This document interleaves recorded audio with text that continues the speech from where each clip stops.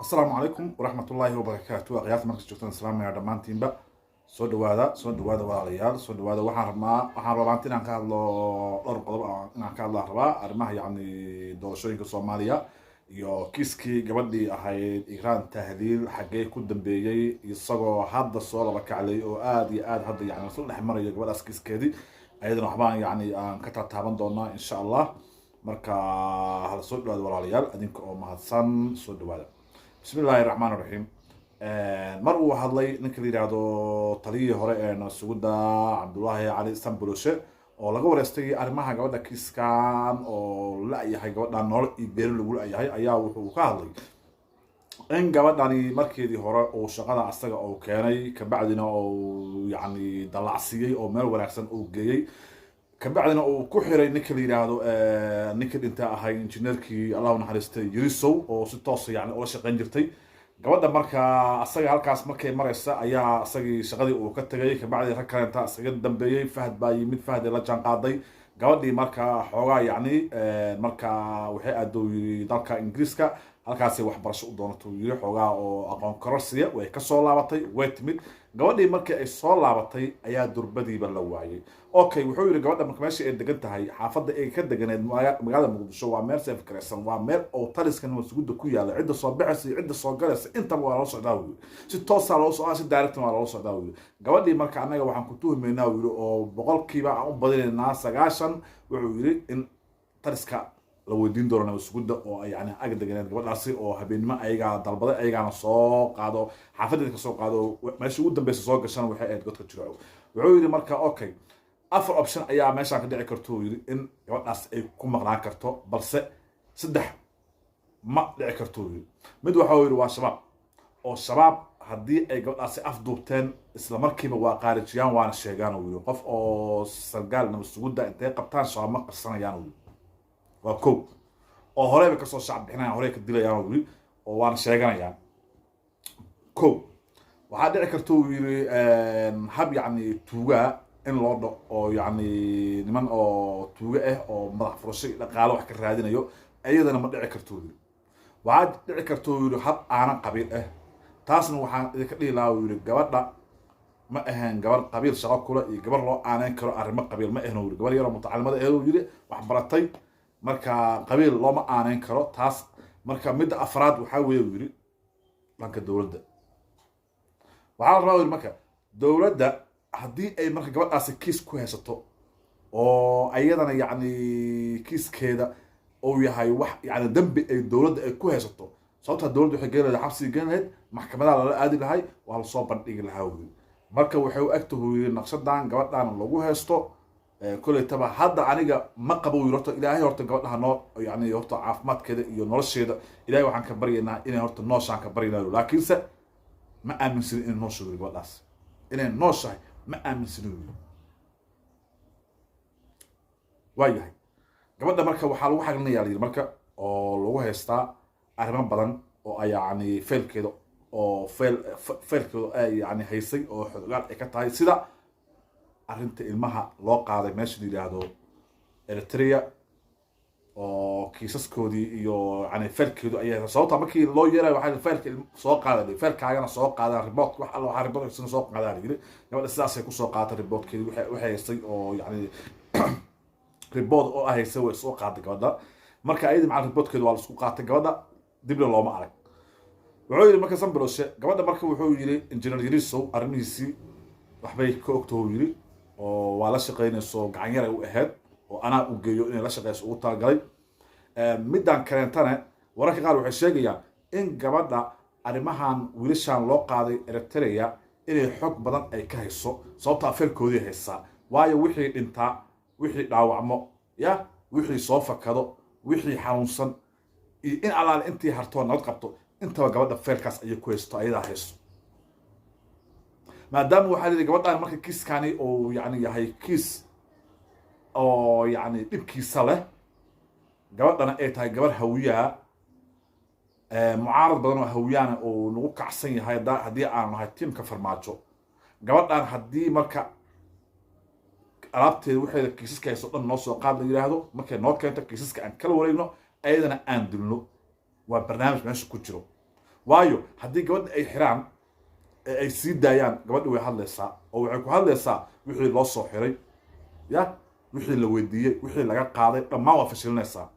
haddii ay sii joogtane armay intay hawiyahan nimankaa mucaaradka ya warar ka raadiyaan ee yani idinka goosataa oo dowladda dhanba ka goosataa ama dalalkan dibadaha ay aadaa ya ama mucaaradka ay dhex gashaaba oo halkaasna warbixinada ay kusoo gudbisaa horta gabadhaani waxay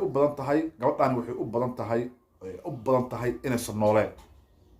inaysan nooleen ayay u badan tahay waayo kiiska lagu haysta ayaa wuxuu yahay oo gabadhaani yani loo daba taagan yahay muhiimadda ugu weyn waxa weeye ilmahaas loo qaaday meesha Eritrea oo dagaalkaa la geliyey oo laga horgeeyay nimankii TPLF ta ahay oo halkaasi yani qaarkood ku dhinteen qaarkood ku baaba'een ya arrimaha noocaasi ayaa gabadha horta loo daba taagan yahay suurtagalna noqon mayso waa waxyaalaha caalamka ka dhaco oo nimankan yani oo nasuud ha ahaato ama FBI ha ahaato ama nimankii lahaa ruuska KGB ha ahaato ama kuwa kasta waddan kasta sirdoonkiisa howlaha noocaasa haddii dowladda fashil ugu imaanaya qofkii haya waa la qarajiyaa waa garateen umeelna gabadhaasi marka waxay u badan tahay inaysan nooleen oo gabadhaasi sidii Jamaal Khashoggi koleeto loo dilay oo hilibkeedii la jarjaray oo meel godol magaalada Muqdisho duleedkeeda ah la geeyey sidii hore aan kugu sheegay gabadhaasi marka waxaan leenahay ilaahay yani xaqeeda banaanka ha keeno haddii inta soo baxa gabadhii ahayd masaakiinteeda oo yani la weysanaada inta uga baxo qodobka kale oo ah qodobka doorashooyinka horta cagajiid badan ayaa horta ka muuqdo waayo farmaajo laftigiisa iyo wasaaraha laftigiisaba ay xogaa baryahan faham daraa soo gashay maadaama dowladda dhaqaale ay sahayd doorashooyinkii xilliga loogu talagalana fiiriya eega midkaad in sheega xilliga doorashooyinka loogu talagalay ma dhaceyso waa lasii dheereysanayaa dib baa haddana loo sii dhigayaa anaa idin dhahay taas eega ballankii loogu talagalay ballankii oo la rabay in lasoo horta yani oo guddiga doorashooyinka lagu soo dhammaystiro 15 waxay ahayd bishaan lama soo dhammaystirin dhinaca kaleento markii la yidhahdo haddana xilligii baarlamaanka loo qabtay muddooyinkii loo qabtay in baarlamaanka lagu soo dhammaystiro asna fawdo lagu soo hayaa dib uga dhacayaa doorashada warkeeda daaya ninka waxaan Cabdullaahi Farmaajo ma rabo horta meesha inuu ka dhaqaaqo midda kale asigi waxay isku haystaan isku qabanayaan ninka la yidhahdo Rosario Roble waxay isku qabanayaan barnaamij waxaa soo baxay in doorashooyinka hal magaalo laga dhigo maadaama dhaqaalo loo hin maadaama magaalooyinka qaarna aan la tegi karin oo aan doorasho lagu qaban karin waa wararka la isla dhaxmarayo bara waa kalanto amni ma aha liyo baladweynena ayadana nin baa hor diidan laakiin waa boojo oo xuud diyaar ayuu u yahay xuud iyo reer hiiraabe inay baladweyne doorashada ka dhacda diyaar ayay u yihiin laakiinse waxaa lagu marmarsiyoonayaa xuud ayaa hor taagan saas markay dhacdo ayaa marka waxaa la rabaa in la yidhahdo hal magaalo lagu qabto farmaajo asaga wuxuu dareynayay in lagu qabto meesha la yidhahdo Garbaharey haddii marka la yidhahdo hal magaalo hal soo baxdo oo go-aankaas uu qaato ra-iisul wasaaraha Garbaharey daaqada ka baxaysaa farmaajona yeeli maayo bal eega ruuda jecli lafta jecli farmaajo wuxuu wada fiiri Garbaharey inay ka dhacdo wuu rabaa doorashada baladweyne inay ka dhacdana ma rabiyo bal maxmadda meesha la soo fariisiyay ilma adeeryaalo bal eega haddii la yidhahdo laba magaalo doorasho laguma qaban karee baladweyne iyo barta nagal jira dili asaga waa rabiyaa oo Garbaharey kismaayaha loo qabtay oo jubbooyinka dili la yidhahdo waa ogolyaha wuu rabaa oo baalkii oo koonfur galbeed midaan axmedoobe maamulkiisa Jubbaland haddii la yidhaahdo labada magaalo Jubbaland waxa lagu qabto diyaar u yahay laakiinse Hirshabeelle labadeeda magaalaha laga joojiyo haddii la yidhahdo wuu ogolyahay eega marka baasha way la gadoomaysaa qiyaanada oo maleegayo asii ra-iisul wasaaraha waa isku hor imaan doonaan waan isku dhici doonaan ra-iisul wasaaraha markii uu soo saaro magaalooyinkii oo labada ah laguma qaban karo dhaqaale la-aan joogto awgeed kuwa amni aan ka jirin ya waxyaala noocaas soo baxaya doorashooyinka lagu soo koobaa hal magaalo Kismaayo Baydhabo Jowhar Dhuusmareeb Garowe magaalooyinka waa harayaan sababtoo ah haddii baladweyne harto oo Baraawe oo haro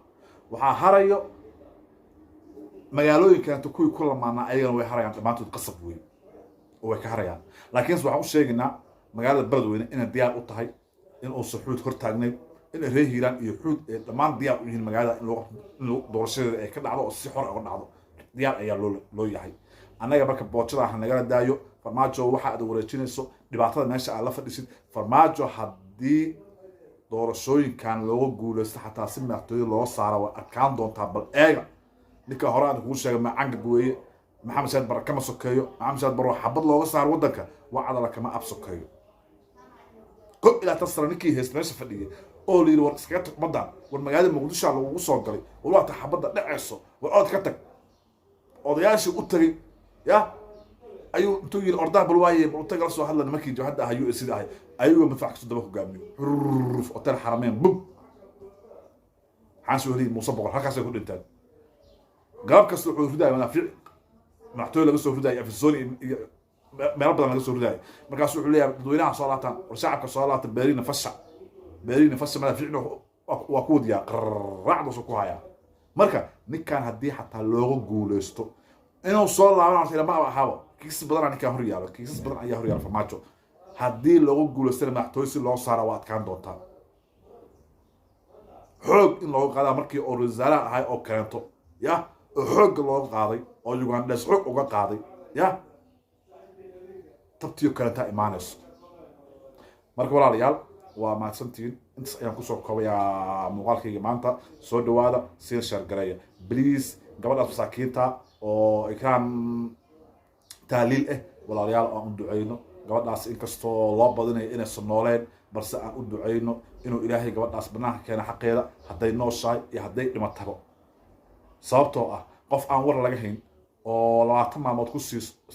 maalmood dhaaftay oo intaa war aan lagu hayn oo yani nabad sugudii ag degan tahay xarunteeda halkaa ku taala war qadiija ee gabadha gurigeedana uu dhow yahay oo kiiska lagu heestana uu yahay kiis يعني المكان سيد لو حسابينيو او yahay kiiska arimihii wiilashii ilmihii loo qaaday Eritrea xogtooda ayay haysaa ayaa gabadhaani lagu beegsanaya mana noolaan u maleynaya sa qiyaasayno sabulosho wuxuu yiri waxaan jeclaan lahayn gabadhaas inay nooshahay ayaan jeclaan lahayn uu yiri laakiinse ifaalaha muuqdo wuxuu yiri ila ma ah inay gabadhaas nooshahay ila ma ah inay nooshahay habeennimadii la qaarajiyo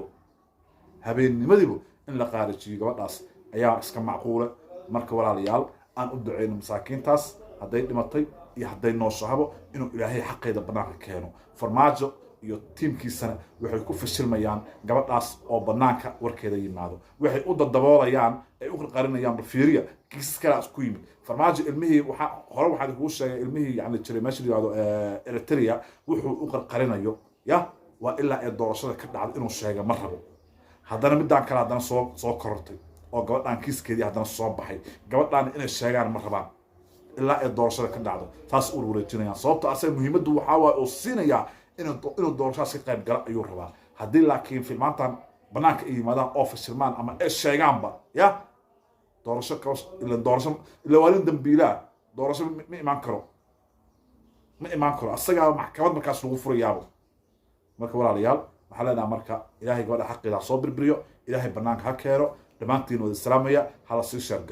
sii sheergareeyo muuqaalkan inta yani samaha jecel inta wanaagga jecel sii sheergareeya adinkoo mahadsan wada salaamaya dhammaantiin. Assalaamu calaykum waraxmatullaahi wabarakaatu.